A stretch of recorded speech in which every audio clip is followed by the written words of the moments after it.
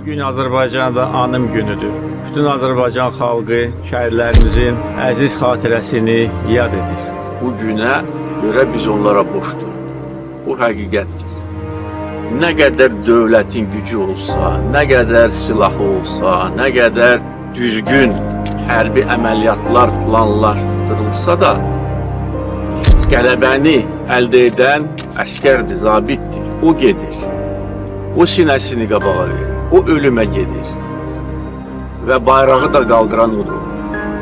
Onların qəhrəmanlığı heç vaxt silinməməlidir və silinməyəcək.